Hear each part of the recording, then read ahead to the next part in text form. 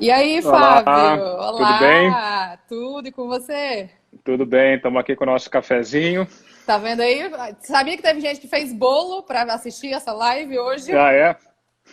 Bom, bom. Bom, bom. Tudo bom, Fábio? Tudo bem? Beleza. Tudo ótimo. Queria que você se apresentasse aí pro pessoal, contasse um pouquinho aí da tua história. Já falei sobre você no Telegram, já falei sobre você nos meus IsaCasts, mas nada melhor do que você se apresentar, né? Ah, legal. Pois é, então, eu sou o Fábio. é, eu estou falando de Madrid, na verdade, por isso que um pouco a gente está tomando esse café da tarde, porque aqui já são 10 da noite, então para mim já é quase um leitinho antes de dormir. Mas, é, então, assim, eu tô em Madrid. Bom, basicamente, assim, nos últimos anos, né, eu comecei a estudar muito. Na verdade, foi uma transformação, de certa maneira, que eu vivi, né, vinha nesse processo de autoconhecimento, já, assim, há alguns anos. Cerca de alguns anos atrás, eu comecei a estudar a bioneuroemoção com Henrique Cordeira, na Espanha. E realmente aquilo mudou muito a minha vida para melhor, né, e eu me interessei muito por esse método em particular. Na verdade, é uma forma até de entender a vida, enfim.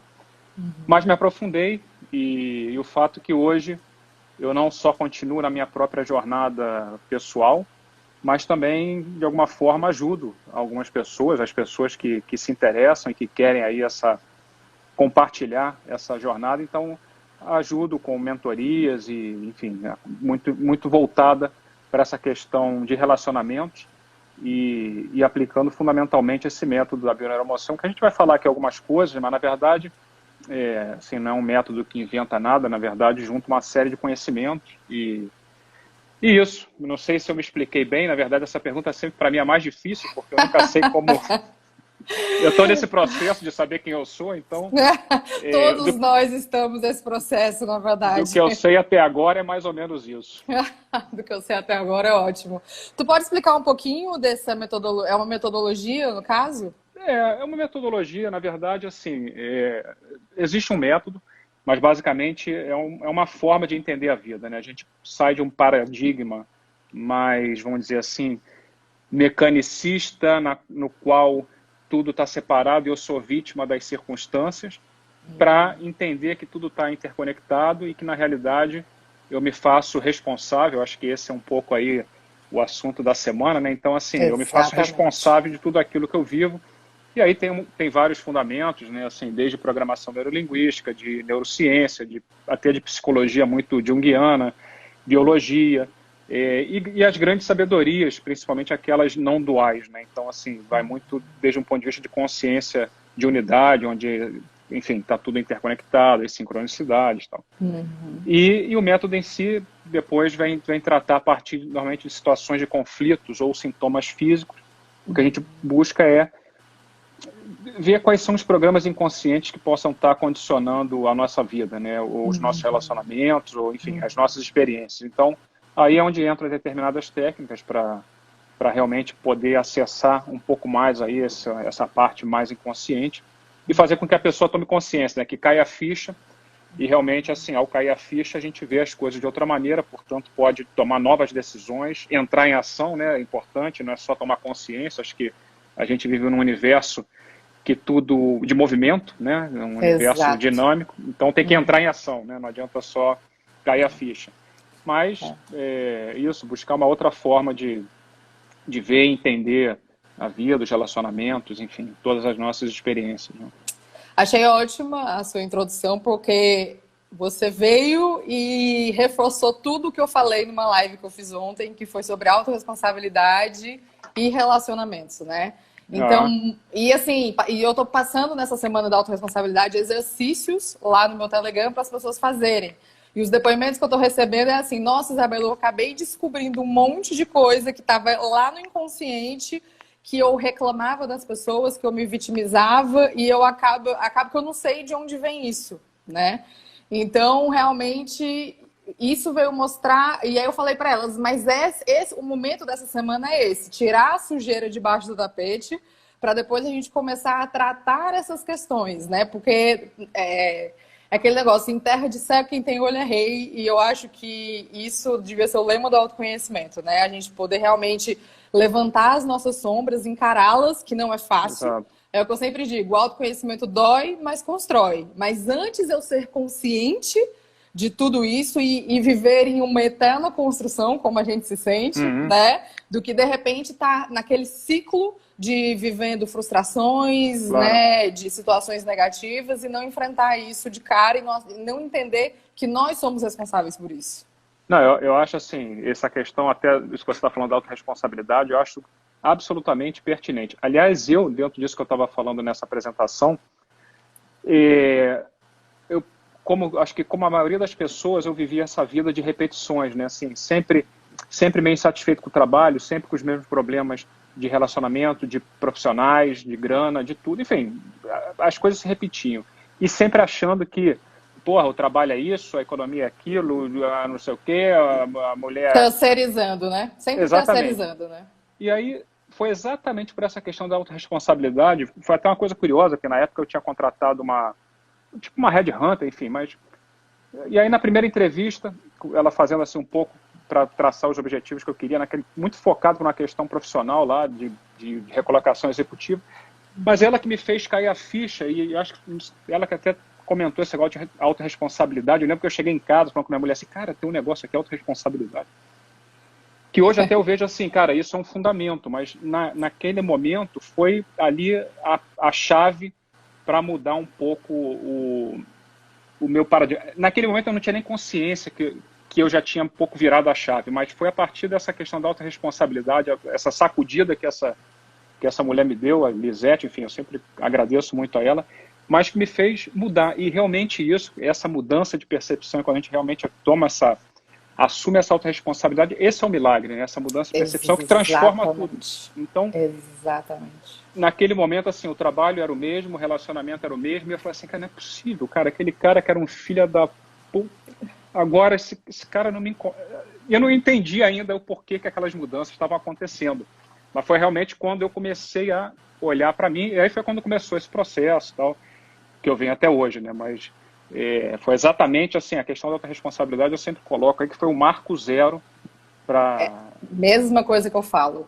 É até uma pergunta que eu te faço aqui, que é o que eu falo para as pessoas, mas eu quero ouvir a tua resposta. Você acha que é possível a gente se desenvolver e entrar no nosso autoconhecimento sem assumir a nossa autorresponsabilidade? Eu tenho poucas certezas na vida, mas acho que essa eu posso dizer com certeza não.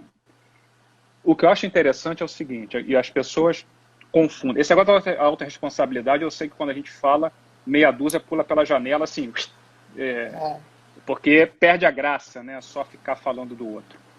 Então, assim, é verdade. A autorresponsabilidade é imprescindível. Agora, não quer dizer que a gente não precise do outro, ou seja, a gente precisa do nosso parceiro no relacionamento, não para culpar, não para querer mudar, não, mas para poder... Porque o autoconhecimento, se a gente tivesse sozinho, ia ser muito difícil. A gente precisa do outro exatamente para poder nos ver, né? Ou seja, reconhecer características ou uma informação que é nossa, mas que sozinhos dificilmente a gente poderia reconhecer. A gente precisa do outro para poder ver aí como um espelho, né? Então, a gente precisa do outro, mas a autorresponsabilidade é imprescindível. Acho que sem isso não há passo nenhum para frente. Para trás, certamente. Né? Porque, assim, é muito curioso que já fazem 16 anos que eu ensino autorresponsabilidade, que eu falo sobre isso, e eu costumo também dizer que foi o meu marco zero, né? Foi a partir daí que eu comecei a entender que existia inteligência emocional, que existia autoconhecimento e que isso dependia de mim. E eu falei, e eu aprendi isso, eu era uma vendedora de loja há anos e anos e anos atrás, né? E tive a sorte de ter uma aula de inteligência emocional e junto comigo naquele momento existiam várias outras pessoas que eu conheço até hoje. E aí eu fico comparando a questão da sua evolução dentro do autoconhecimento e dessas mesmas pessoas que tiveram a mesma oportunidade, né? Porque o que acontece? É aquele negócio, aí você vê as leis da autorresponsabilidade, você ouve falar sobre isso, e aí o seu ego diz assim, mas é muito óbvio. Ah, isso aí eu já sei. Isso aí é óbvio, né? Mas quando você vai realmente aplicar no seu dia a dia, em cada passo, que você vai vigiar as suas ações dentro das leis, aí você vai ver que tudo vai se transformar. Como você falou, nossa, mas aquele cara não era um filho do Ampère? E agora ele não é mais? De onde foi que mudou isso, né? É porque você começou a realmente enxergar as coisas pelo olhar da autorresponsabilidade. Exato, exatamente. Pois é, você falou aí, assim, a gente depois pode até falar um pouquinho mais, né? Mas essas armadilhas, é exatamente como você falou, do ego, né? Ou dessa voz que a gente tem dentro que fala pra caramba, fala alto, fala muito, fala confuso. E muitas vezes a gente acaba não escutando aquela voz que também temos dentro, né? Nessa dualidade que a gente sempre vive, que é aquela voz que fala mais baixinho, mas fala de maneira muito certeira, né? E a gente ouve essa voz e realmente, essa voz está sempre sabotando, está sempre... E essa voz é que reafirma sempre até essa crença, vamos dizer assim, até da separação, né? De que nós somos isolados do que nos acontece, né? E é o que nos mantém, acho que é o oposto aí da autorresponsabilidade, que é no vitimismo, né? Então, exatamente. o vitimismo como esporte nacional é algo que sempre custa muito, né? Essa inércia de se colocar como vítima é muito forte, né? A gente, e como você falou também, se a gente não tiver um pouco atento a isso, por tantas crenças aí introjetadas na gente, né? Até crenças que, enfim, que o sacrifício é positivo, do sofrimento e tal, a gente sempre tende a querer se colocar como vítima, mas ao se colocar como vítima, você já abriu mão exatamente da autorresponsabilidade. E do controle de qualquer coisa. Você vira um fantochezinho da vida, né? Sim, sim. Então, eu recebi aqui uma pergunta, Fábio, deixa eu até abrir aqui, que eu achei bem legal. Peraí. Que eu acho que tem até um pouco a ver com o nosso tema. Eu vou colocar aqui, a gente lê e depois eu tiro para não te cobrir, tá? E até falando para todo mundo que está aqui dentro, gente, quem quiser mandar perguntas, é só colocar aqui nesse pontinho de interrogação que eu e o Fábio, durante o bate-papo, a gente vai puxando umas perguntas para responder, tá bom? Tu tá conseguindo ver a pergunta, Fábio? Tô. É possível ver amor onde não tem durante esse isolamento social? O que é que você acha? Boa pergunta. Então, a pergunta é ótima, dá para responder muitas coisas e com vários ângulos, né? Eu talvez quisesse só colocar em contexto, prometo que eu não vou voltar lá para minha primeira comunhão, vou ser um pouco mais breve, mas assim, como aí falava assim, se é possível ver amor onde não tem durante a crise. Eu acho que a crise, em primeiro lugar, o confinamento... Eu acho que ela estava querendo falar de carência, né? Eu acho. Você interpretou assim? Pois é, pode ser por aí, pode ser talvez assim, num relacionamento onde de repente, será que esse relacionamento ainda existe amor ou não existe? Mas eu acho que por isso que eu dizia que tem vários ângulos. Tem vários ângulos. Então, assim, tem esse ângulo que primeiro, acho que assim, até, não é nem metaforicamente, acho que como projeção, ou seja, o que a crise nos faz ao estar confinados, realmente é voltar para casa. E a casa, simbolicamente falando, é o nosso coração, vamos dizer assim, ou a nossa essência, ou essa voz baixa que eu falava antes, ou o amor. Portanto, por um lado, assim, acho que a crise já, sim, nos mostra uma maneira de primeiro olhar esse amor, e esse amor próprio, ou seja, olhar para si, olhar ao estar dentro de casa, ao estar dentro de si, olhar para esse amor próprio esquecido. E aí esse amor próprio esquecido que é o que a gente projeta em relações de carência, de culpa, com nossos parceiros, enfim. Aí acho que talvez possa ser o outro ângulo da pergunta, né? Assim, num relacionamento onde talvez pareça que não existe amor, se ainda pode se ver esse amor durante a crise. Aí depende do amor, né? Se é o amor romântico, não sei, depende.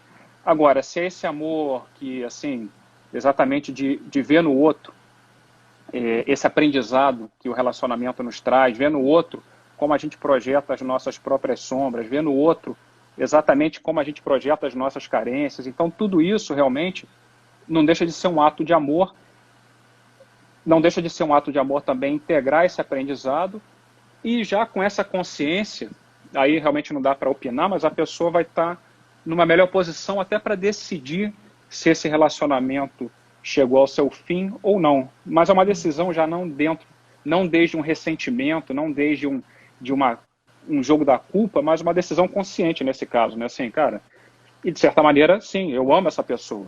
Só que eu já não amo mais do ponto de vista para ser o meu parceiro. Agora, eu amo, eu agradeço, e até aqui chegamos, e agora cada um segue em outro caminho, né? Exato. Então, assim, tem muitos ângulos, mas eu, respondendo a pergunta sem ser muito longa, eu diria que sim, é possível. Vai depender um pouco de que ângulo se quer ver esse amor. Mas eu enfatizaria principalmente que essa crise nos mostra uma oportunidade de olhar esse amor próprio. Uma coisa que eu falo para as pessoas é o seguinte, assim, existe toda crise existe uma oportunidade, né? Eu acho que a gente tem que olhar, a gente sempre diz que o tempo não para, né? Mas meio que a gente está sentindo que o tempo parou. Todo dia é domingo, tá todo mundo isolado, né? Os lugares estão fechados, então eu acho que essa, se Deus quiser, vai ser a única oportunidade que a gente vai ter para focar no nosso autoconhecimento, né? Para a gente poder realmente, sem as milhões de interferências externas, porque tu imagina, um planeta inteiro parado, né? Tanto é que está acontecendo tudo. Os animais estão vivendo mais, a camada de ozônio está mais limpa. Então, assim, realmente o tempo parou nesse momento.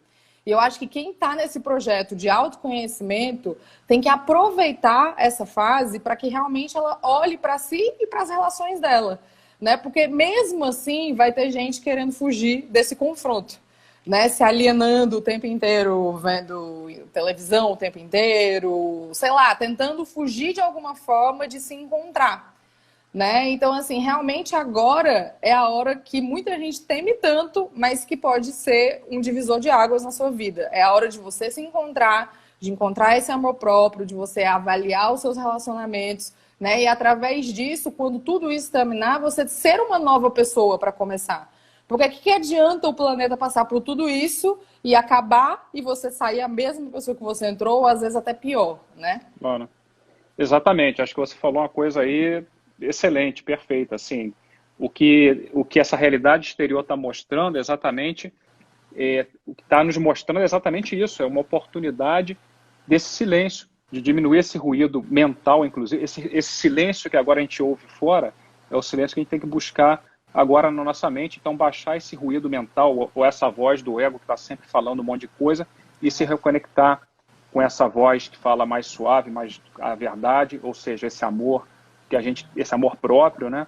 E também essa poluição que diminui fora, essa sujeira que diminui fora, a gente também tem uma oportunidade agora de limpar a nossa mente, ou seja, acho que é hora de reavaliar crenças, né, muito arraigadas, ou velhas crenças, velhas ideias, velhos paradigmas, velhas convicções, né, que talvez agora não nos estejam favorecendo, inclusive com relação ao próprio relacionamento, à própria vida de casal, principalmente para aqueles que estão nesse confinamento em casal. Acho que tem essa oportunidade também de fazer essa limpeza ou essa despoluição do ponto de vista dessas crenças ou de como eles se relacionam, como cada um se relaciona consigo mesmo e com o casal, né? Mas certamente isso é uma oportunidade aí, acho que única para fazer isso, né? Tem mais, deixa eu ver aqui, tem mais perguntinhas aqui. Porque após o autoconhecimento ficamos exigentes. Não vejo graça em ninguém. Vou jogar essa aí para você, Fábio. Começa. Então, eu sempre brinco quando faço assim, as mentorias, que o meu objetivo, brincando logicamente, mas assim, eu venho para incomodar, né? Então, e sempre entra um pouco de carrinho e tal. Então, isso, e agora eu vou incomodar um pouquinho, e eu vim aqui para incomodar, não para agradar. Eu acho que é meio que o nosso papel, né? Então, assim, eu acho que isso é uma tendência natural, mas isso não deixa de ser um pouco uma voz do ego, ou seja, a gente acaba tendo um pouco a gente acaba continuando um pouco num julgamento, ou seja, se a pergunta vai um pouco na linha assim, de que parece que ninguém tem graça. Eu acho que é o contrário, ou pelo menos deveria ser, se eu entendi a pergunta. Assim, na medida que a gente amplia o nosso autoconhecimento, E a gente tem até essa consciência de que a gente tá sempre se projetando no outro. Ou seja, se cada vez eu me amo mais, a tendência é que eu consiga ver mais amor nas pessoas, consiga me conectar mais com as pessoas. E então, acho que vai um pouco nessa linha. Então, a gente acaba... Agora, se eu realmente consigo ficar muito exigente, talvez eu esteja me colocando numa posição talvez um pouco mais de superioridade, né? Assim, eu estou tentando ser um pouco sutil, sei lá, mas eu estou me explicando também. Então, assim, acho que tem que avaliar se não é uma questão de, logicamente, quando a gente amplia esse autoconhecimento, a gente amplia a nossa consciência, a gente não vai tolerar determinadas relações, como às vezes são toleradas por não ter essa consciência, né? Mas eu acredito que quando a gente aumenta a consciência, a gente muda a nossa frequência, portanto, por ressonância, já vamos nos relacionar com pessoas nessa mesma vibe, por dizer assim, né? Então, agora, se eu estou numa vibe legal, só está aparecendo... Eu estou com um vocabulário hoje meio de botequim. Pela saco. Se só está aparecendo pela saco, é hora de falar assim, cara, calma aí, será que eu estou atraindo? Que eu estou atraindo? Que aprendizado eu posso extrair daí? Não quer dizer que eu seja um pela saco. Bom, de repente até sou, sei lá, mas é olhar por essa ótica. Agora, se eu estou numa vibe, por ressonância, eu vou já atrair pessoas na mesma vibe, né? Eu acho assim, né? O nosso ego, ele é muito traiçoeiro. E assim, uma das coisas que eu sempre gosto de falar para as pessoas é que assim, ninguém que está no processo de autoconhecimento é melhor do que ninguém. Fato. Né? Ninguém é mais evoluído que ninguém, ou ninguém não passa pelas coisas que as outras pessoas passam. Não tem nada a ver com isso. O que eu acho é que as pessoas estão mais conscientes, elas estão mais atentas, né? Acontece uma coisa comigo, de repente eu vou ter uma percepção, uma sensibilidade maior do que uma outra pessoa. Mas vai acontecer a mesma coisa comigo e isso não quer dizer que eu sou melhor ou pior do que aquela pessoa. Então eu acho que existe um limite que todos nós um dia podemos ter tido, podemos ultrapassar até, que é o limite realmente do ego. Eu tenho autorresponsabilidade, eu sou uma pessoa espiritualizada e eu tenho autoconhecimento. Aí existe um limitezinho ali da sua humildade, né? De você entender que realmente você não é melhor do que ninguém. E olhar isso por uma outra ótica. Qual é a ótica que, de repente, eu analiso em relação a essa pergunta? Eu acho que quem pratica o autoconhecimento fica um pouco mais solitário na sua solitude por questão de realmente não se permitir mais passar por determinadas situações. Entendeu? Pessoas que, de repente, tinham uma conversa muito negativa, muito vitimista e tudo mais, não vão ser pessoas que eu vou querer mais estar perto de mim. Mas isso não quer dizer que, pelo outro lado, não existam milhares de pessoas que tenham essas características hoje positivas que eu encontro, né, do meu referencial. Então, talvez você que fez a pergunta esteja muito focada naquilo que você deixou para trás e não no que você deveria encontrar pela frente.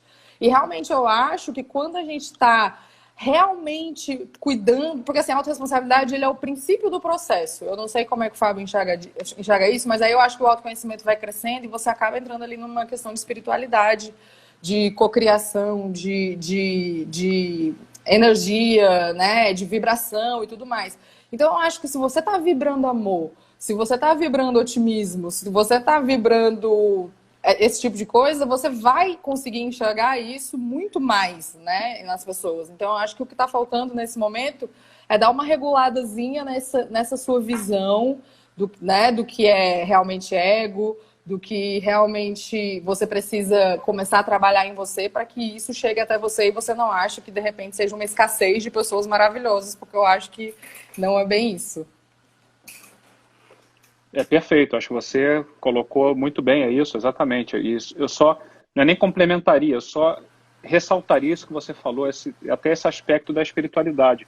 Na verdade, assim, nós somos seres espirituais, portanto, a nossa essência é essa. Agora, como você bem dizia, o ego, que é essa voz que fica falando aí direto na nossa cabeça, é o que nos leva a essas comparações. E, aliás, até esses graus de comparação só existe para o ego, porque do ponto de vista até dessa essência, dessa espiritualidade, ou do amor, não tem mais ou menos amor, é o todo. Então, é a totalidade, né? Então, não tem variações.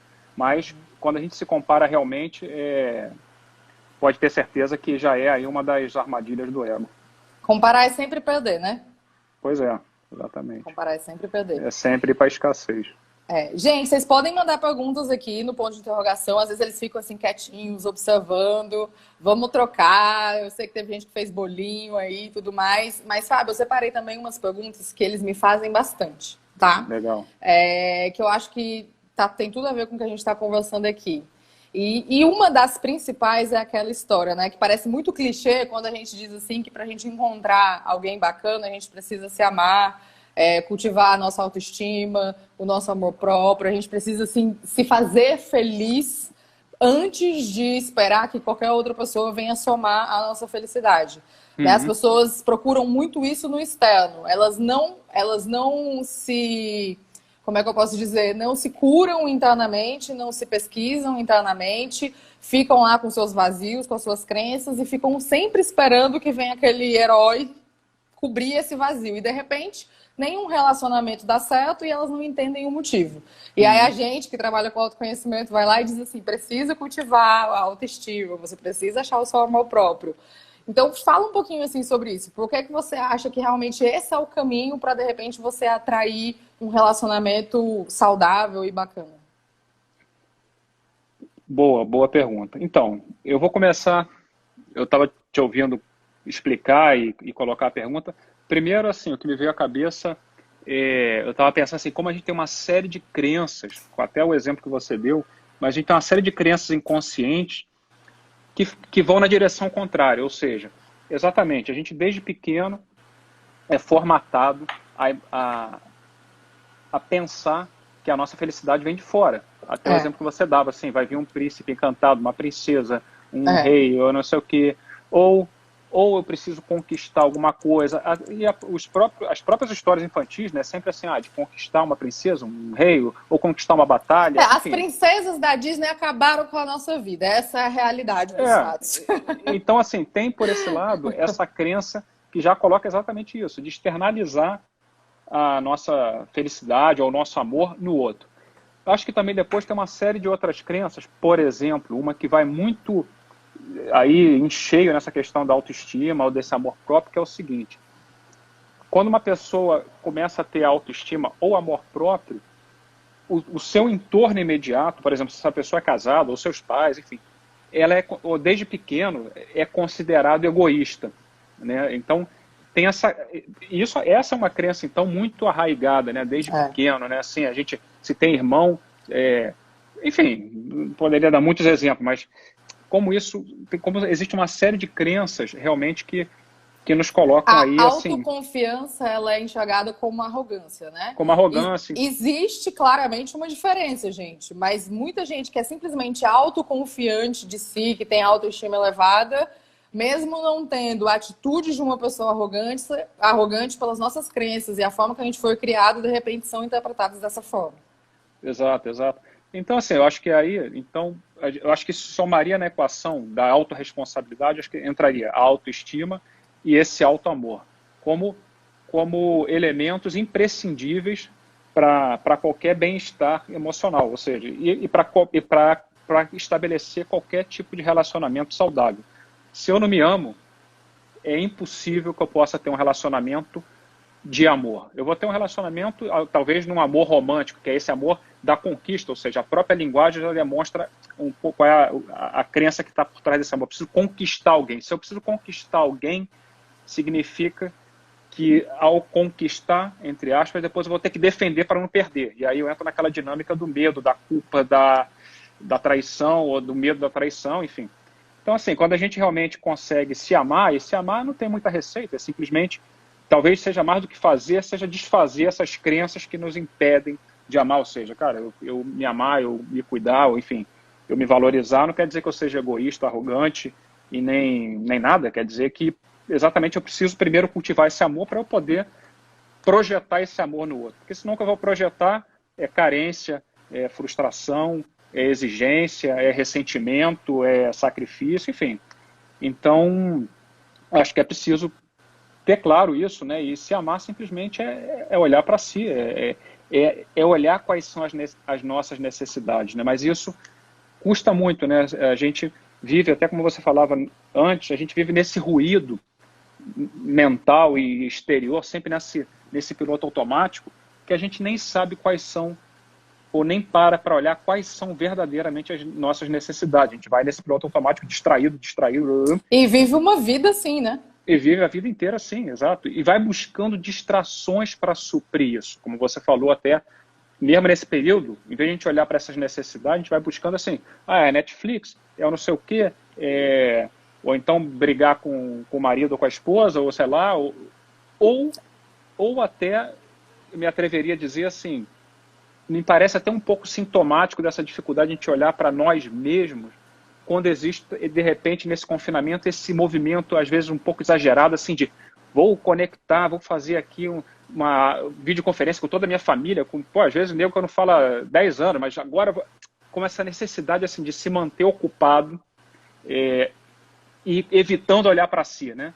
Eu vou até falar com aquele familiar que tem 20 anos que eu não falo e está tudo bem, mas agora eu vou me conectar, sabe? Ou vou ficar na varanda dançando, que não tem problema nenhum nisso, mas eu estou colocando assim, como às vezes pode ser um sintoma dessa dificuldade de olhar para si, de cultivar esse amor próprio, essa autoestima. Tal. E sem isso, assim como sem autorresponsabilidade, a gente não vai poder ter nem relacionamentos, nem uma vida saudável, plena, né? A gente vai estar sempre nessa escassez. E eu acho que dentro dessa questão do amor próprio e tudo mais, vai te fazer focar em outra questão. Porque muita gente que busca um relacionamento, as pessoas buscam um relacionamento. Elas não buscam com quem elas vão se relacionar.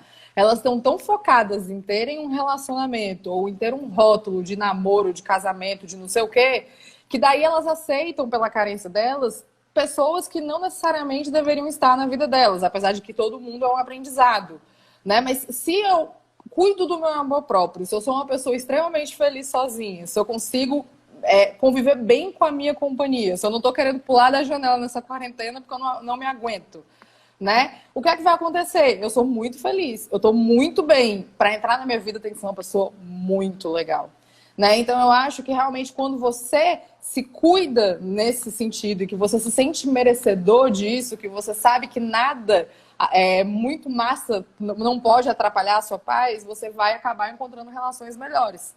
Né? Ao invés de ficar focando, eu quero um relacionamento, eu quero um relacionamento. Aí aparece qualquer porcaria e você chama pra sua vida, né?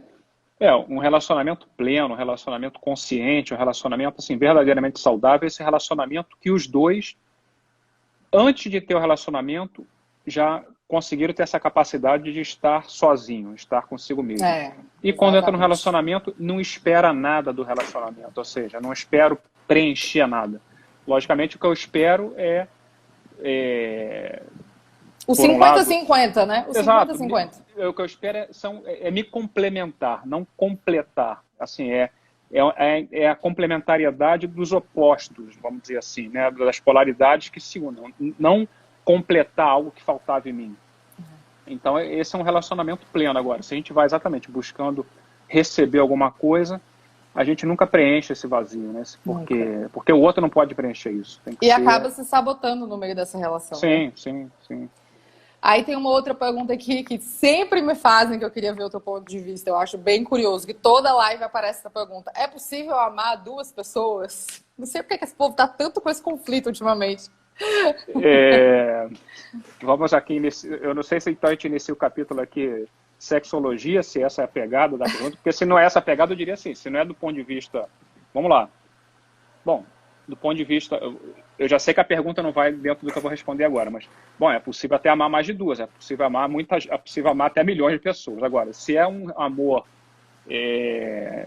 com uma conotação de vida a dois, eu diria que sim. Eu acho que aí tem uma questão a seguinte, a monogamia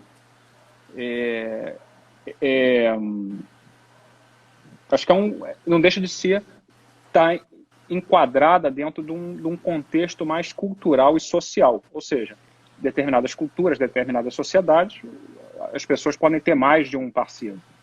Então, o que eu acho assim, então a monogamia não é nem biológica, ela é cultural, é social.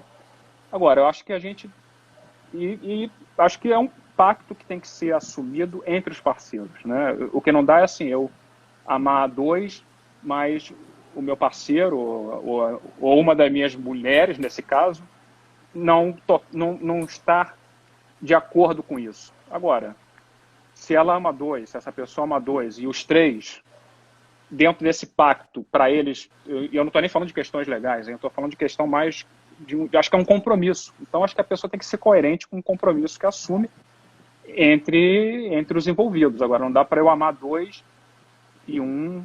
Enfim, aí entraria um pouco na infidelidade, que já seria uma outra discussão, né? Então, mas assim... acho que a pergunta, para responder uma palavra, eu diria sim. Agora, tem que ver os compromissos que são estabelecidos ou os compromissos que não são honrados, né? Então, acho que tem questões aí culturais, éticas, e não vou entrar nas questões morais porque não me interessam tanto, mas... É aquele negócio, eu acho que o combinado não sai caro, né? Eu Exato. acho que toda vida que alguém vem me questionar sobre a relação que está vivendo, eu sempre faço aquela pergunta, né? Eu digo assim, mas qual é o acordo de vocês? Muita gente se baseia pelos acordos sociais e acaba que com isso, às vezes, se incomoda com uma coisa que realmente não se incomodaria, mas porque a sociedade aponta, aí se incomoda. Né? Então, primeiro por isso que o autoconhecimento é importante. Primeiro, você tem que entender se você é essa pessoa que de repente é monogâmica ou que você não quer esse pacto de...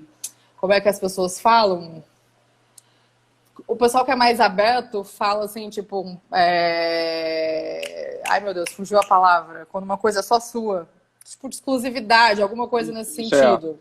Né? Então, assim, eu acho o seguinte, se você, de repente, não for, se você for monogâmico e você tiver na dúvida, meu Deus, será que eu posso amar duas pessoas? Eu concordo com o Fábio, eu acho que você pode amar duas pessoas. Mas se a sua escolha está com uma delas, eu acho que você não ama as pessoas da mesma forma. Exato. Você nunca vai amar duas pessoas do mesmo jeito, porque você está falando de indivíduos completamente diferentes. Né? Então, né, nesse momento que você se questiona, você tem que pensar qual é a sua expectativa em cima dessa relação. É um casamento? E aí dentro disso você tem os seus valores, o que você espera. Né? E aí dentro disso você vai olhar para essas duas opções que você tem e você vai dizer, não, eu acho que essa pessoa tem mais a ver comigo e tudo mais. Eu acho que amar dois tudo bem, mas igual não vai ser. E aí vai depender de como você vai escolher viver essa realidade. Exatamente, assim, exatamente. Você trouxe aí esse ponto, assim, que eu acho que é importante precisar, né, delimitar isso, que é o seguinte, se esse amar duas pessoas se traduz numa infidelidade, por exemplo, e também continuando centrado do ponto de vista moral, mas o que eu acho que o que está mostrando aí é o que essa pessoa que está praticando essa infidelidade, o que tem que observar é o que isso está mostrando dela mesma, ou seja, que condicionamento inconsciente, inclusive, pode estar levando a esse padrão de infidelidade. Porque uma pessoa que está praticando a infidelidade, normalmente, ela não está em coerência emocional, ela está vivendo um conflito. Porque se fosse até uma situação que a pessoa estivesse em paz, mas quase sempre existe um conflito emocional aí dentro dessa relação. Então, dentro desse conflito, acho que essa pessoa até tem que fazer, ou é uma oportunidade de fazer esse exercício de autoconhecimento, assim, o que isso mostra de mim, que padrão inconsciente tem aí. E muitas vezes até é um padrão inconsciente, até de um inconsciente familiar, ou seja, de experiências até aí de antepassados, né, que realmente, experiências traumáticas, que ficou essa informação que leva a essa infidelidade. E passa também até pela reflexão assim, será que eu estou sendo, em primeiro lugar, fiel comigo mesmo? Será que eu estou sendo honesto comigo mesmo? Então, mesmo essa situação existindo, esse conflito, também traz uma oportunidade de um autoconhecimento muito importante. Agora, se a pessoa prefere seguir no piloto automático, até nesse vitimismo e nesse conflito, normalmente são histórias que tendem a acabar em mais conflito, né? em situações longe de serem aprendizados, até a serem mais experiências traumáticas. Né? Com certeza. E aí, inclusive, a gente pode puxar por um gancho aqui de uma pergunta que sempre me mandam, que é em relação à confiança, né? No caso de uma quebra de confiança, né? Muita gente pergunta, será que eu consigo resgatar essa confiança em relação a outra pessoa? Como é que eu vou perdoar essa pessoa, vou conseguir viver com essa pessoa? Como é que você vê essa questão, o Fábio, dentro dos relacionamentos?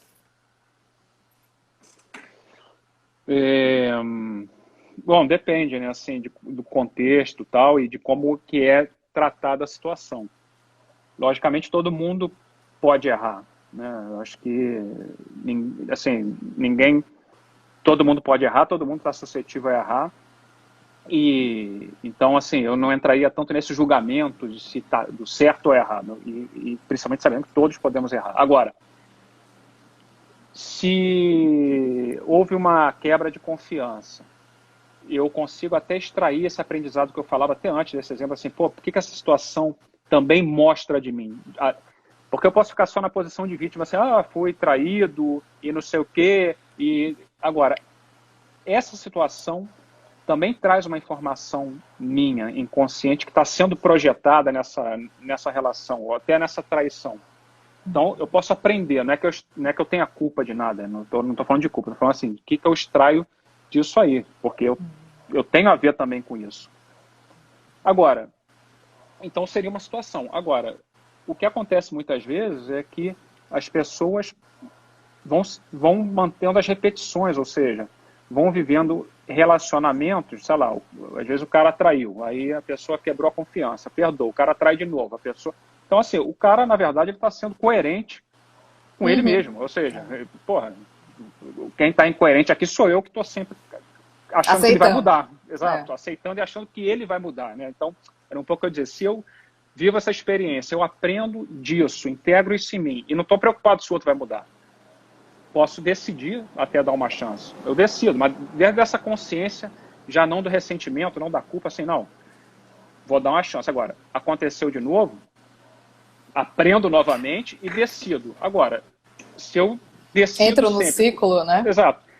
Aí quem está sendo o violento sou eu. Não é nem quem está... Assim, exatamente. Quem está sendo o algoz aí não é o outro. Eu que estou botando ele de vítima de nem... Porque se eu tivesse dado, às vezes, um pé na bunda dele, talvez ele tivesse aprendido, ou dela, né? Então, tivesse libertado. Então, depende de como a gente vai lidar, como a gente vai encarar a situação, né? Se é desde o vitimismo, achando que o outro me traiu e quebrou a confiança, ou desde a autorresponsabilidade, assim, pô, essa situação diz de mim alguma coisa, o que eu posso aprender, que aspectos meus estão sendo refletidos aí, que eu não tenho consciência ainda, aprendo isso, uma vez aprendido, decido, pô, quero ou não quero? O que essa voz interior me diz? Pô, vou seguir. Acontece de novo, bom, aprendo e decido. Agora, se eu sempre decido permanecer e achando que o outro vai mudar, é o clássico erro de sempre, né? Que o outro não muda.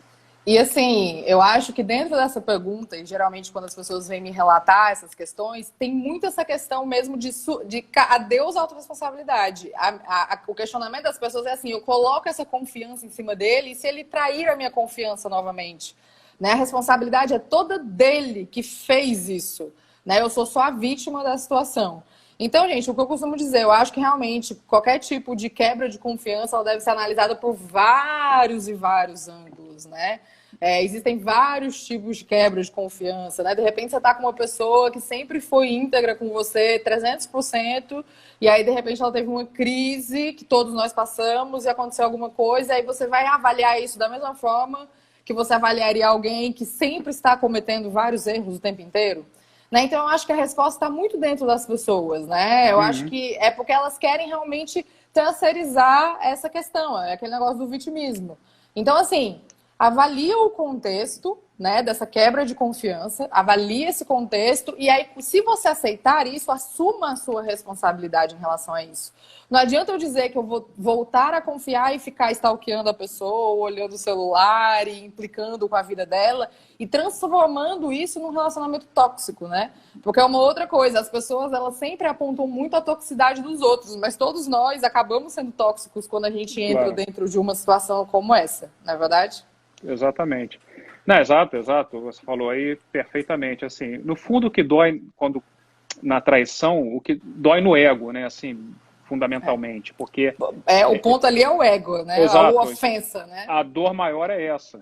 E essa dor, novamente, dentro desse jogo, desse sistema de pensamento do ego, é o que vai nos levar novamente a cair no vitimismo, a cair no ressentimento, do tipo, eu dei minha vida por você, você me faz isso, aquelas histórias de sempre, né?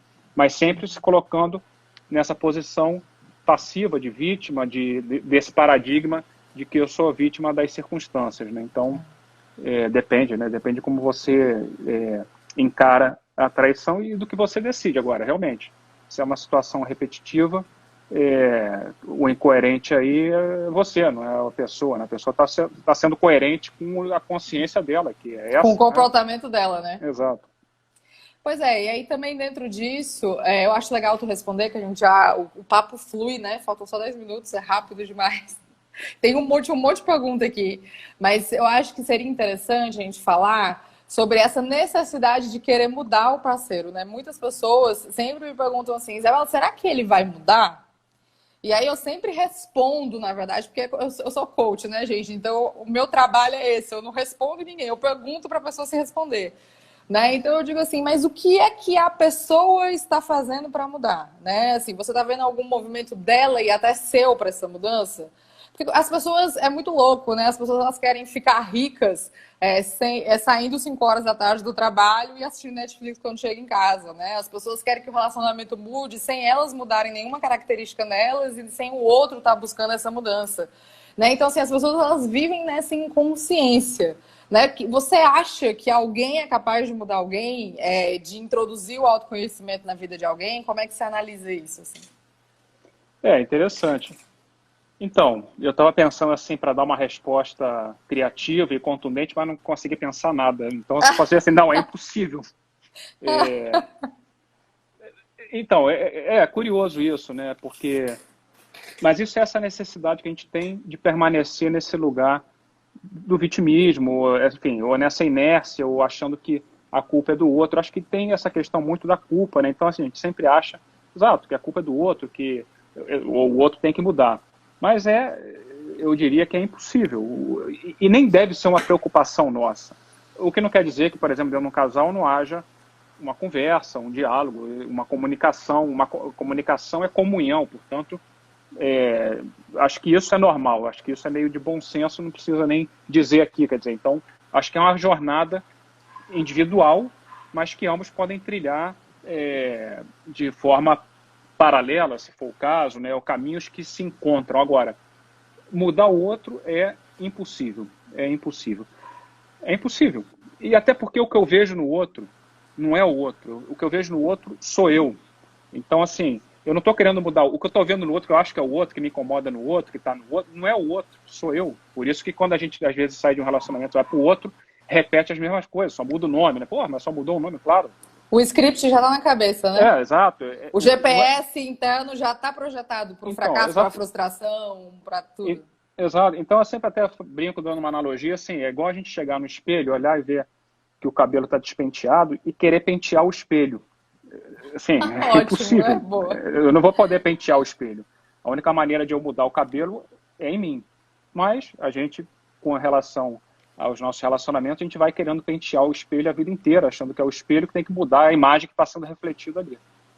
E é impossível. Simples, assim, essa acho que é a pergunta mais simples. Não, é impossível. É impossível. Não dá pra, é bem louco, porque assim, pra gente é bem claro que isso é impossível, mas pessoas passam 10 anos de casamento tentando mudar as outras, né? E muitas vezes, é como tu falou, contrariando a coerência do outro. O outro sempre foi coerente com as atitudes dele sendo positivas ou negativas, dependendo do referencial de quem olha, de quem analisa, né? Mas ele tá sendo coerente, você tá tendo que dar aquele murro em ponto de faca, né? É o clássico, assim, o cara, ou a mulher, né, enfim, a pessoa, né, sempre trai. E eu até já sei isso. Aí eu falo assim, não, mas agora ele vai mudar, ou ela vai mudar, assim que a gente casar vai mudar. E o cara continua fazendo, porque ele está sendo coerente com ele mesmo. Mas a gente, exatamente por essa armadilha de sempre achar que o outro vai mudar, não, agora ele muda, e não muda. E na verdade quem tem que mudar é a gente. E aí a pergunta até nesse caso, por exemplo, assim, por que eu atraio sempre mulheres que me traem? Por que eu atraio sempre homens que me traem? Por que eu atraio mulheres que não me respeitam? Pô, onde eu não me respeito? Até que ponto eu sou o primeiro a não me respeitar? E acho que o processo de indagação é esse, né? Então, assim, o que eu quero mudar no outro, anota no caderno e troca o nome da pessoa e escreve eu. E aí se pergunta onde é que você tem que mudar nisso aí. Às vezes até uma imagem invertida de espelho, né? Assim, pô, o outro é grosseiro comigo, não é que eu seja grosseiro, mas, pô, em que aspectos eu sou muito submisso? Exatamente, você foi bem direto ao ponto. Porque às vezes as pessoas não entendem esse negócio de espelhar. Não, Isabela, mas, por exemplo, eu sou uma pessoa extremamente organizada e ele é desorganizado. Onde é que eu estou espelhando isso? De repente, você está espelhando a sua falta de paciência, a sua falta de, como é que eu posso dizer, aceitar a escolha do outro, de que ele tem a liberdade de viver da forma que ele acha que ele deve viver. Então, assim... o que eu estou mostrando é exatamente isso. Sim. É uma pessoa, às vezes, que pode ser muito controladora e aí pega um cara que é totalmente meio desleixado, que mostra assim, cara, vamos... Porque sempre tudo nesse universo que é dual são sempre polaridades que se complementam. Então, eu sempre vou buscar alguém que me complemente, né? E isso é incrível, né, no nosso universo, que é assim, é a junção dessas polaridades que trazem o equilíbrio. Eu sempre gosto de dar o exemplo do sal de cozinha, que agora eu nem lembro quais são as substâncias, mas eu sei que são duas substâncias que separadas, se a gente tomar, são tóxicas. né? NaCl, né? Eu acho, Na. Pô, eu não lembro. Deve ser, mas não tenho a menor ideia. Mas eu sei que, assim, as duas separadas são tóxicas. Mas quando elas se juntam, vira o sal de cozinha, que para a gente até é útil, assim. Então, sempre o universo vai tender ao equilíbrio, à complementariedade dos opostos. É só a gente olhar isso. A vida está sempre dando feedback aí de graça para a gente. E não é nem sutil, não. É preto no branco. É só olhar. Né? Não é nada sutil. Nada sutil. Só que a gente reluta em não olhar e por isso que vamos vivendo aí. Por isso que a gente quer sempre se distrair, buscar distrações para não ter que olhar o feedback que a gente está recebendo. Então... Show. Vamos para mais uma, mas antes, gente, deixa eu dar um recadinho aqui para vocês. Amanhã eu vou estar aqui também na Semana da Autorresponsabilidade com a terapeuta holística e psicóloga Nicole Lise, e a gente vai falar sobre autorresponsabilidade e espiritualidade, tá? Então eu espero vocês aqui também amanhã. Vamos para mais uma? Vamos lá.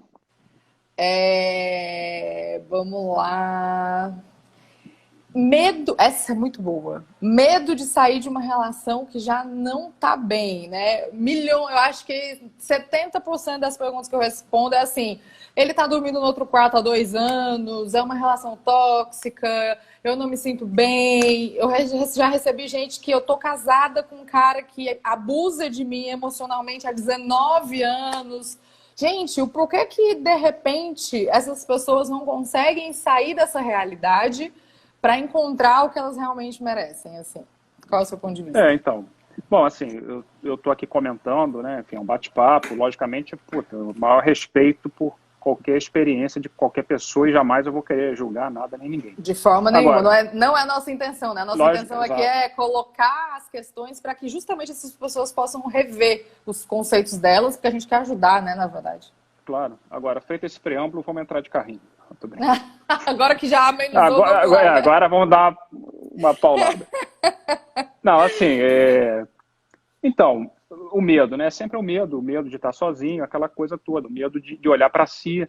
E eu acho que, no fundo, isso, assim, acho que essa questão, eu sempre insisto muito na questão do vitimismo.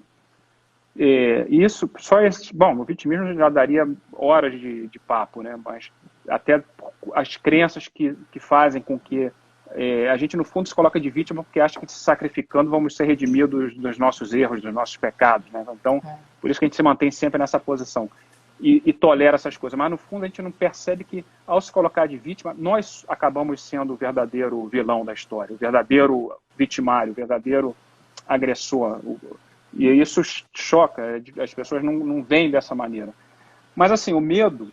Então, acho que no fundo, é esse medo de estar sozinho, de estar consigo mesmo. Agora, o medo realmente é um verdadeiro... Pode ser, como tudo nesse universo tem os dois lados da moeda, o medo pode ser um motor de transformação. O medo, que é uma emoção instintiva, pode ser realmente um motor dessa transformação. Agora, precisa, de alguma forma, canalizar, entre aspas, esse medo para que ele seja esse catalisador dessa transformação, né? Agora, é preciso ter essa consciência e agir, porque senão vai permanecer aí. Então, eu acho que, no fundo, o medo maior é esse medo de estar sozinho, né? O que faz as pessoas tolerarem relacionamentos violentos, tóxicos. Normalmente esse medo, e para terminar assim bem rapidinho, assim, quando esse medo é exagerado, tipo uma pessoa que está 19 anos nessa situação, esse exemplo, não é um medo só dessa pessoa, tem informação inconsciente aí herdada, familiar, né, assim, desse inconsciente familiar que tá condicionando tudo isso, né, assim, alguma informação inconsciente muito forte, porque assim, ninguém é burro, bom, até tem alguns, né, mas assim, normalmente as pessoas, ninguém quer estar 19 anos sofrendo. Então a pessoa realmente não é que esteja ali porque está curtindo, né, mas acho que tem uma informação inconsciente muito potente, que nem é própria muitas vezes, ou não só é própria, acho que tem essa questão familiar, transgeracional aí, que mantém a pessoa ali nisso, mas é preciso romper isso, né? É preciso curar essa árvore genealógica até, né? E entrar em ação. E muitas dessas pessoas me falam assim, Isabela, porque eu tenho os meus filhos e eu acho que eles vão sofrer com a separação. Eu digo, gente, a melhor coisa que vocês podem fazer para os seus filhos é mostrar para eles o que é uma relação de verdade. Né? Assim, você está mostrando para ele que ele vai ter que ele pode sofrer e que ele vai precisar aguentar isso, né? Que é essa questão que você falou, né? Vem de antes. E aí essa pessoa mesmo me disse assim, nossa, Isabela, mas é exatamente isso que aconteceu na minha vida. Meu pai e minha mãe tinham uma relação violenta. Exato. E aí, tipo assim, ela não tinha percebido isso. Aí eu falei, então, o exemplo para os nossos filhos tem que vir da gente, de como a gente se comporta, do que a gente avalia, né, o que é positivo, o que é negativo. Essa valorização, a gente é o exemplo. Então, não adianta achar que, por menor que sejam as crianças, elas não vão perceber que não é um ambiente de respeito, de admiração e tudo mais.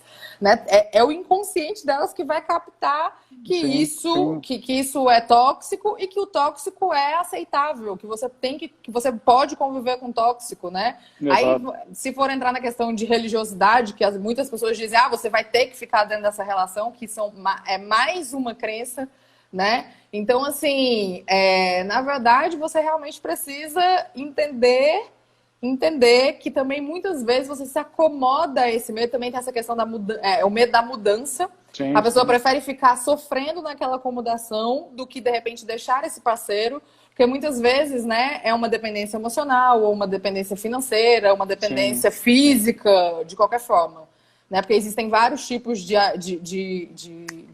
abusos. Sim, né? sim. Então, assim, eu sempre costumo falar para as pessoas que quando a gente entra dentro de uma relação como essa, a gente sim adoece, a gente cria uma patologia e que é necessário a gente procurar profissionais para ajudar a gente. Né? Então, se no primeiro momento você não consegue sair dessa relação, pelo menos procure ajuda. Uhum. Né? Para que você comece a, pelo menos, tentar mudar um pouco o teu mindset, a forma como você pensa, né? E aos pouquinhos ouvir as pessoas que gostam de você, porque realmente eu entendo que nesse primeiro momento você não tem mais poder de decisão, você não tem mais olhar crítico, você não tem mais racionalidade, né? Porque esse tipo de relação, ele afeta muito a sua percepção, né? A sua autopercepção. Exatamente. Não é isso? Eu tinha um comentário aqui para mais 15 minutos. Dá para fazer. Eu acho que dá para fazer. Não apareceu aqui ainda? Vai lá, bora. Não. Quando aparecer aqui o reloginho, eu te aviso. Então vou tentar fazer uso de todo o meu poder de síntese, que não é o mais desenvolvido. Nem o meu. Pois é. Mas isso que você falou agora. Não, é engraçado, assim, você falou que amanhã vai ter essa live de autorresponsabilidade, espiritualidade, né? Então eu vou lançar e se acabar o tempo, amanhã acho que vocês vão aprofundar isso. Mas é interessante que, assim, até essa questão da espiritualidade... E eu até te convido para a gente continuar, viu, Fábio? Se você tiver, quando você tiver na sua agenda aí um tempinho e quiser que a gente... E aí, tamo de volta. Tamo de volta. Ele nem esperou, ele nem avisou, ele simplesmente cortou, mas vamos enganar, bom que a gente fica mais tranquilo, né? Vamos enganar o Instagram, fingir que a gente está começando agora e... Sim, tu consegue lembrar do fio da meada? Eu ia comentar uma coisa assim, que era um parêntese quase, né? Mas como a gente tem essas crenças do sacrifício, né? Porque você estava dando até o exemplo da pessoa que fala assim, mas esse relacionamento tá uma merda, tá tóxico, mas tem meus filhos, e pelos meus filhos, e não sei o quê, blá, blá, blá. aí você já colocou perfeitamente, assim, como isso é a pior solução, quer dizer, até como isso, consciente e inconscientemente, impacta nas crianças, e como elas já vão crescer com esse padrão de que se tolera relacionamentos tóxicos, ou se perpetra relacionamentos tóxicos, enfim.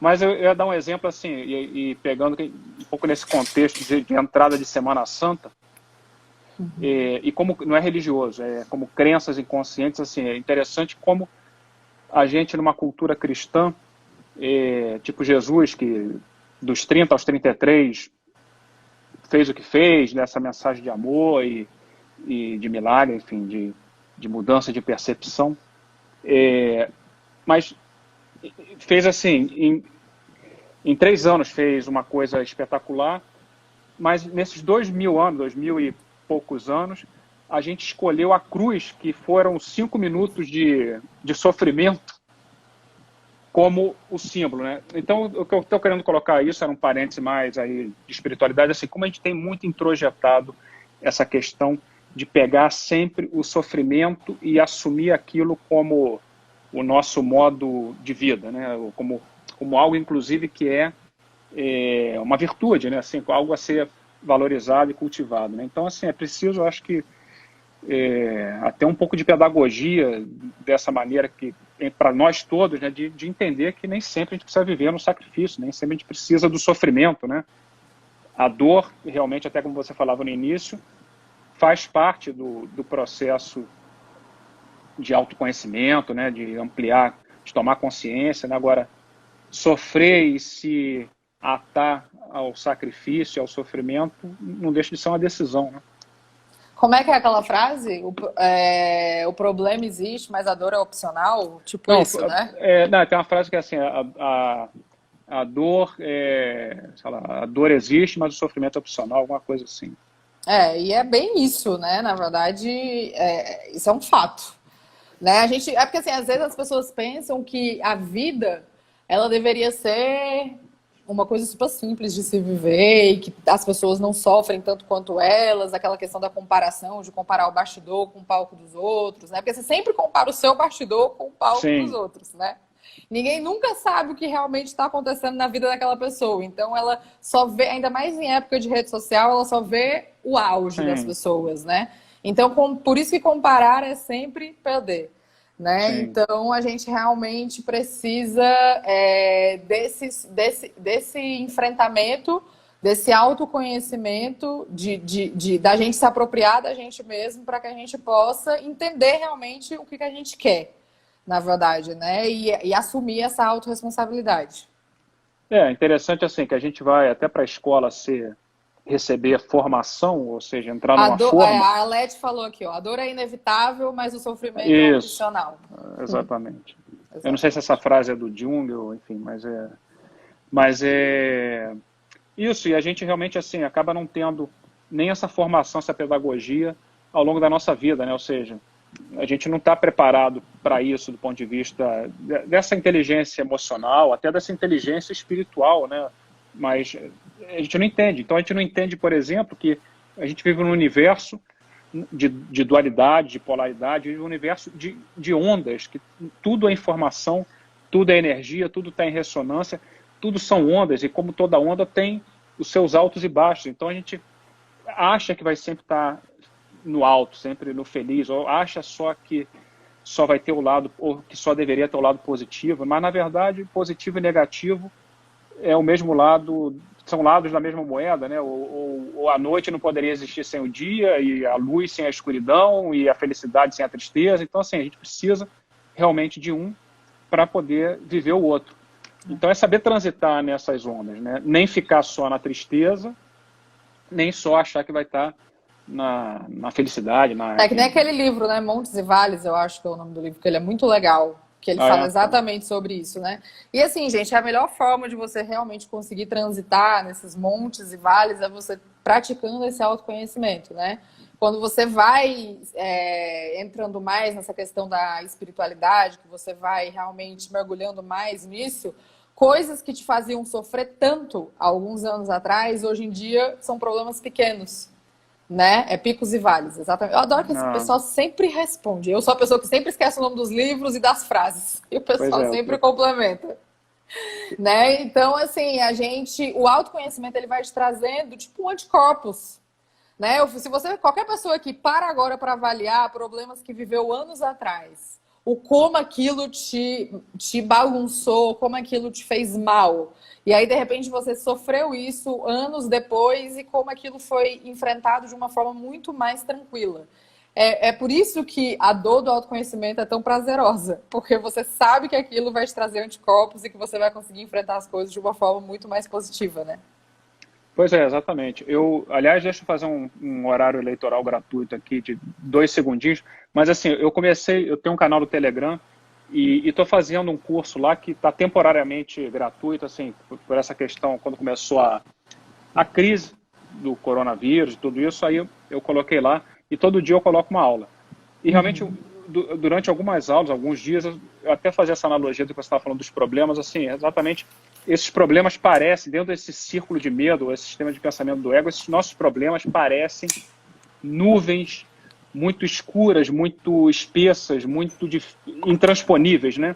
E realmente, a gente acaba não ficando ali atado, né? Mas no momento que a gente se permite até atravessar essas nuvens, a gente vê que realmente eram nuvens, assim, que a gente pode passar por elas. E acho que os problemas é um pouco nessa linha. Não se trata de eliminar os problemas, não se trata de esconder os problemas, se trata de atravessar os problemas, né? E realmente ao atravessar é que a gente vê que eles nem são tão espessos, nem tão escuros, nem tão intransponíveis como parecem olhando meio de longe, né? Só nessa hora que a gente realmente decide avançar na direção deles, atravessar, passar por eles, é quando a gente percebe o quão eles são transponíveis, né? É quase como uma holografia, né? Na verdade é isso, realmente, né? Não deixa de ser uma projeção de algo que está dentro de nós e que isso não deixa de ser simplesmente uma projeção. Que é aquilo que eu adoro dizer, né? Nós não vemos as coisas como elas são, nós vemos as coisas como nós somos, Sim, né? exato. Então todo o drama, toda a dor, tudo vem de dentro da gente, né? Então realmente a gente sofre na proporção de como a gente enxerga as coisas, na Uhum, verdade, né? exato. E falando de relacionamento, assim, é exatamente isso que você falou. Isso aplicado a relacionamento, assim, a gente tem um relacionamento perfeito. A gente sempre vai ter um relacionamento perfeito ou em total sincronia e ressonância com o nosso nível de consciência, com o nosso, enfim, com as crenças que a gente tem, a forma que a gente tem de ver o outro, o relacionamento. Então, assim, sempre vai estar mostrando o que somos. Mas Exatamente. com aquele detalhezinho que a gente falou, que muitas vezes essa imagem ela é especular, ou seja, pode até ser invertida na outra polaridade. Né? Então, às vezes a gente atrai uma pessoa que tem uma polaridade inversa. Então, se aquele exemplo que a gente deu, se o cara é desorganizado, será que eu não sou excessivamente controlador? Enfim, e por aí vai, né? Gente, quem tá entrando aí, a gente vai ficar mais um pouquinho. Fábio, quando tu tiver teu tempo esgotado, tu me fala, tá? Tá, tranquilo. Tá? Então, gente, quem estiver entrando, quiser mandar a perguntinha, pode mandar aqui no ponto de interrogação que a gente coloca aqui no meio da nossa conversa. Eu tô pelo menos com umas aqui que eu acho interessante a gente responder. Aí qualquer coisa, rápido, tu diz assim, deu meu tempo, porque aqui tá cedo ainda, lá. aí não tá, né? Manda bala aí, vamos responder.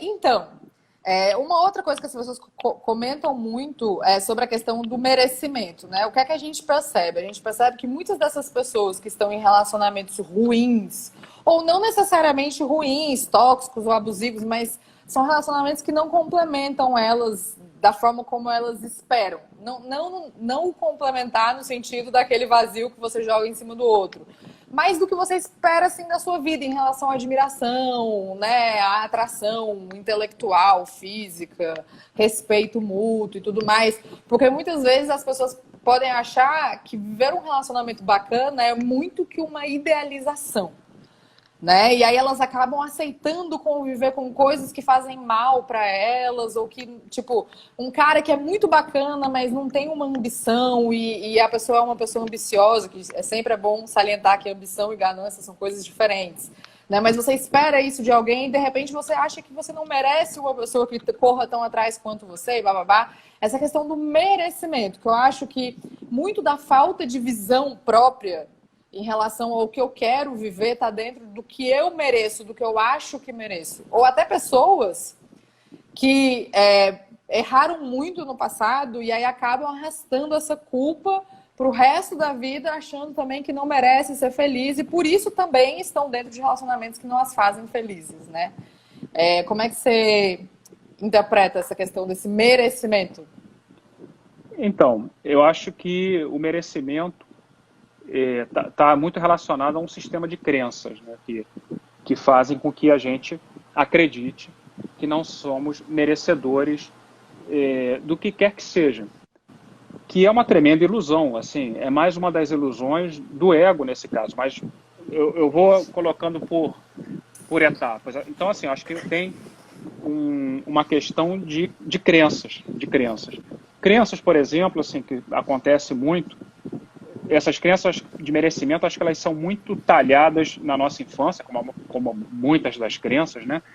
Essas crenças inconscientes, mas assim, é comum na educação que a gente tem sempre colocar que nós não somos merecedores de alguma coisa. Do tipo, pô, se você não se comportar bem, você não vai ganhar aquela recompensa. Sei lá, ou você não fez bem isso, então não vai ter aquilo. Se você não fizer isso, não tem o outro. Então, tem um jogo de condições aí que sempre nos colocam assim, cara, eu dependo da decisão de um outro para merecer tal coisa. E isso vai criando vai talhando essa crença do não merecimento. Porque assim, nós, em primeiro lugar, somos seres, e até, bom, a live de espiritualidade é amanhã, mas a gente já está falando algumas coisas. Mas já estamos falando, vamos assim. Fazendo um spoiler aí. Mas assim, nós somos seres espirituais, portanto somos seres plenos e merecedores de toda a plenitude e toda a abundância que existe, toda a abundância do universo. Vocês estão ouvindo isso, gente? Eu gosto sempre de falar. Vocês estão ouvindo isso que está sendo dito? Somos merecedores plenos de toda a abundância, de toda a felicidade do universo. Anotem isso e aceitem isso como uma verdade. Então, exatamente. Aí, então a gente já vem com como seres espirituais, a gente já vem com esse merecimento pleno. Aí depois a gente vai construindo um sistema de crenças que vai colocando que a gente não é merecedor disso. Passa, inclusive, por essa aceitação que você falou agora. Já de adulto, muitas vezes, assim, é preciso aceitar que nós somos merecedores e muitas vezes inclusive, preciso pedir permissão, de alguma forma, para os nossos pais. Pedir permissão, vamos dizer, é um exercício interno de autoconhecimento, né? Que a gente vai ligar para o nosso pai para pedir permissão para nada, mas pedir permissão até para aceitar tudo isso que nós, por direito, temos.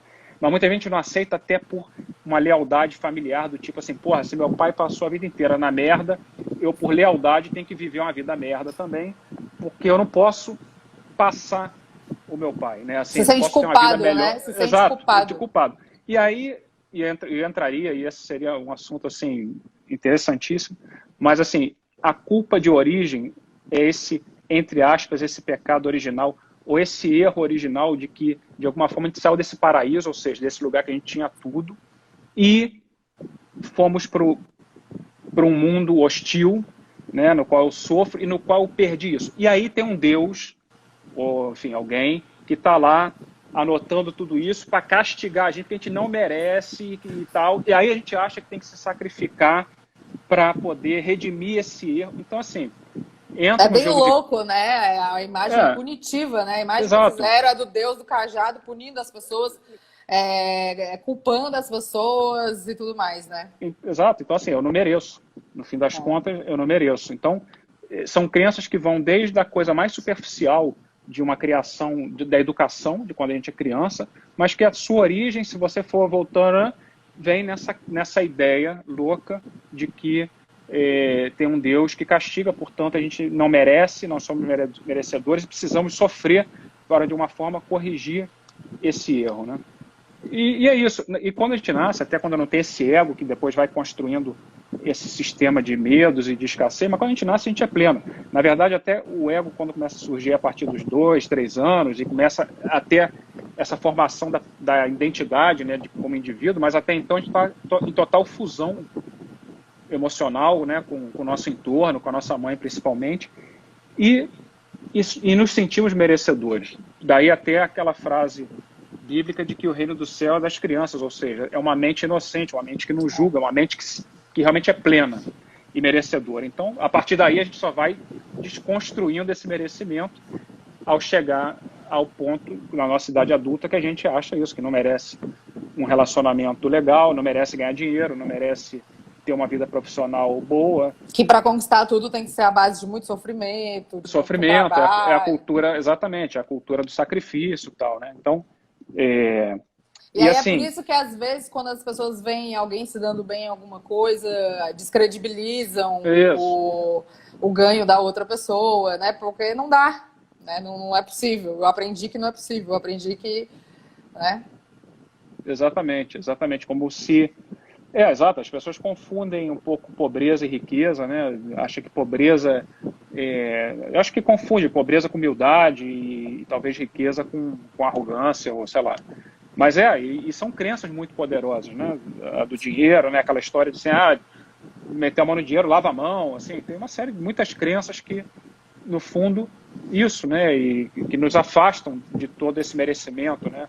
Agora, o dinheiro em si pode ser entendido isso como uma energia, como uma ferramenta para construir coisas legais, para expandir o amor, enfim. Acho que tudo sempre é uma questão de como a gente quer perceber as coisas, né? Agora, e, gente, e entrando assim dentro da questão dos relacionamentos, é sempre bom a gente entender que as pessoas, cada uma veio carregada de suas próprias crenças, né? E às vezes a gente é tão intolerante em relação ao outro e não sabe da missa um terço, né? Eu estava até assistindo um filme uma série um dia desses, que é aquele A Ortodoxa, não sei se tu já chegou a ver no Netflix, que mostra sobre as crenças no judaísmo, né? De como as mulheres são trabalhadas em relação ao judaísmo. E eu filmei uns trechos super interessantes que elas ensinavam para as meninas muito novas qual era o tipo de postura que ela deveria ter dentro do casamento, com o marido dela e tudo mais. Tá, no judaísmo foi assim, e em outras religiões foi de outro jeito, e na sua família foi de outro jeito, né? Então, às vezes, a gente vê muitos conflitos entre casais e entre pais e mães, e a gente exige que a outra pessoa enxergue a coisa da mesma forma que a gente enxerga, quando as informações realmente foram totalmente diferentes, né? Até a gente fala em relação às diferenças do homem e mulher, né? Homem e mulher são seres totalmente diferentes. A gente tem que buscar a igualdade, mas a gente tem que respeitar as diferenças quando muitas pessoas não fazem isso, né?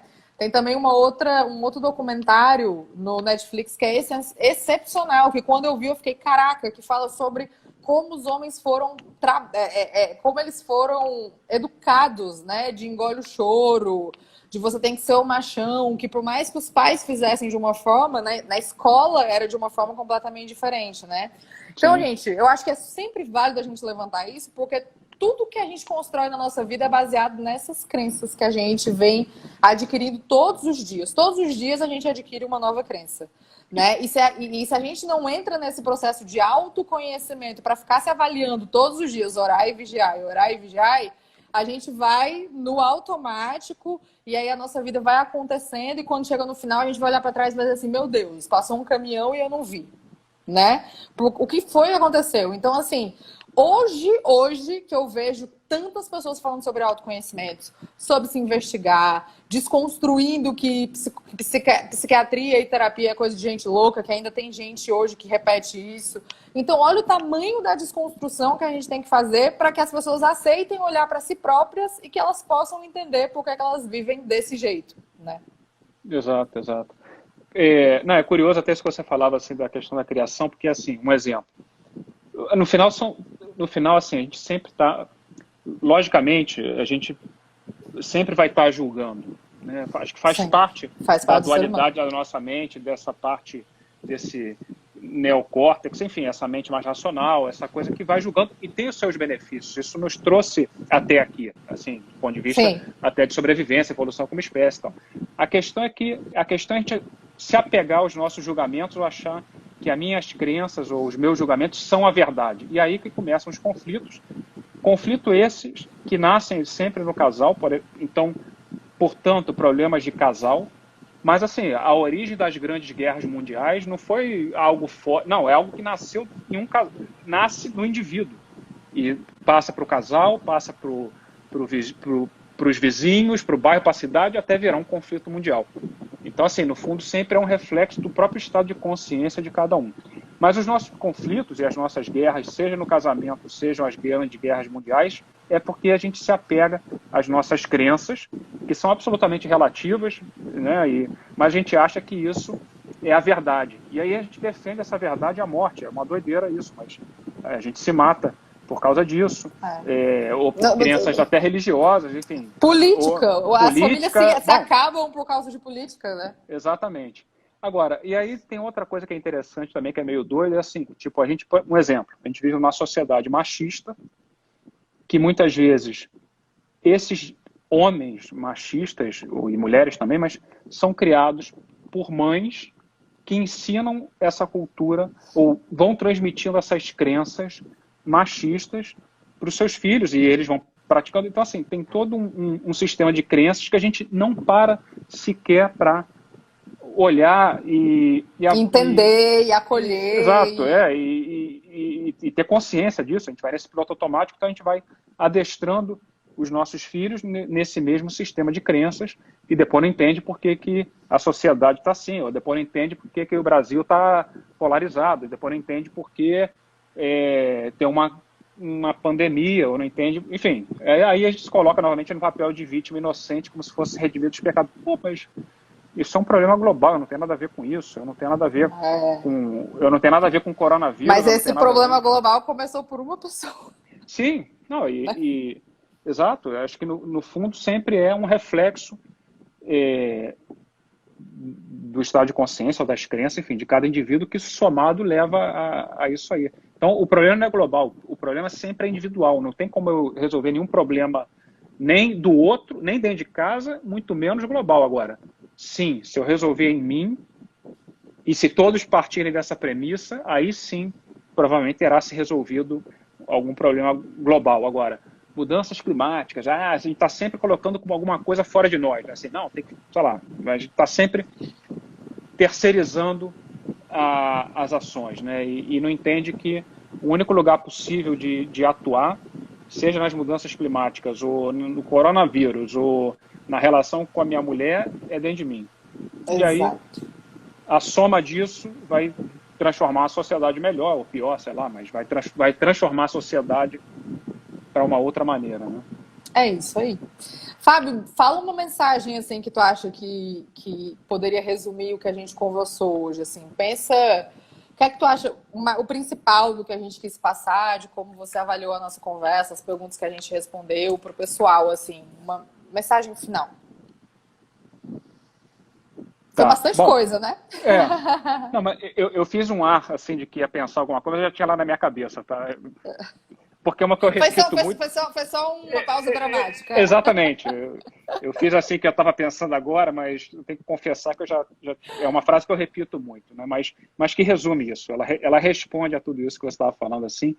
E de verdade, assim, eu costumo dizer muitas vezes que nós sempre estamos diante de nós mesmos. E falo isso muito da questão dos relacionamentos, assim, seja com o nosso parceiro, a nossa mulher, nosso marido, com os nossos filhos, mas não é só nesse círculo íntimo e que a gente tem uma relação de afeto. Não. Eu estou sempre diante de mim, seja aqui, seja com o presidente de uma grande empresa, ou seja com a caixa do supermercado. Então, assim, ou independente de quem seja, também com relação ao tempo. A gente sempre acha que as relações, para serem importantes, têm que durar muito tempo, a vida inteira.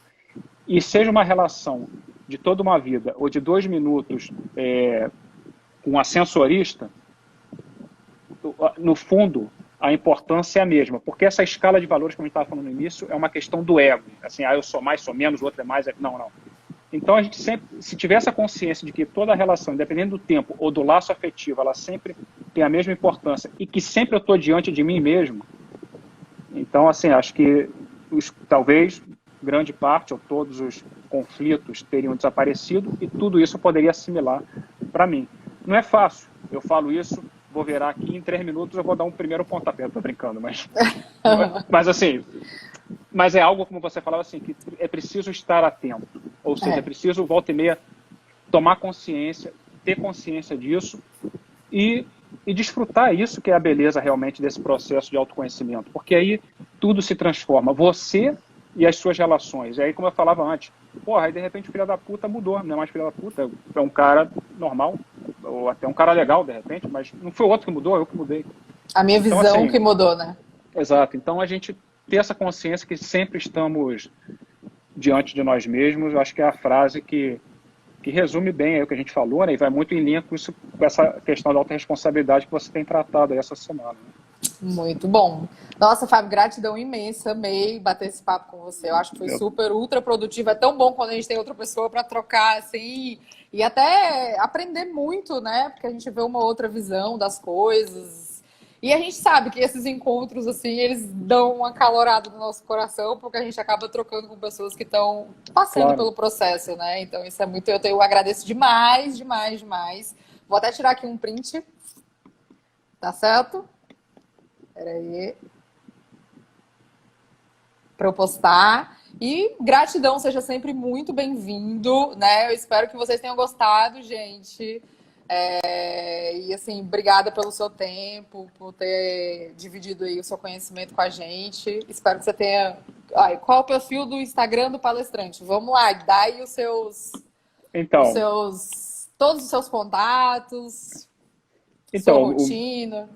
Não, legal. Então, meu perfil é fabio.peres, com Z, .teixeira. Então, assim, não, eu te agradeço muito, assim, curti demais aí a conversa, né? A gente passa rápido, né? A gente nem percebe aí o tempo, teria muito mais assunto. Acho que, como até você falou, vamos organizar outra, condenar outra. Acho que isso, a gente sempre troca, sempre aprende muito e para mim não foi diferente, a gente aprendi igualmente. E muito legal, assim, te agradeço demais e vamos combinar outra. Acho que foi legal e tem muito assunto, não é verdade? Muito. É interessante. Porque daqui a pouco a gente já está discutindo a filosofia da vida aqui do mundo, das galáxias. Dá para montar aí uma série de Netflix com algumas temporadas. Dá. Com certeza. E eu estou super à disposição, viu, Fábio? Vamos conversar então sobre isso. Vamos conversar. Beleza. Que eu acho que o pessoal gostou também. Vai ficar salva aí, viu, gente? Se o Instagram não me sabotar, mas vai ficar salva aí as lives. Tá? E aí é isso, Fábio. Gratidão gigantesca. Gratidão a você também. Conte comigo sempre. Somos parceiros aí. Legal. Igualmente. Fechado. Tá bom. Tchau, beleza, gente. Galera. Obrigada. Tchau, tchau. Valeu. Tchauzinho. Tchau, tchau.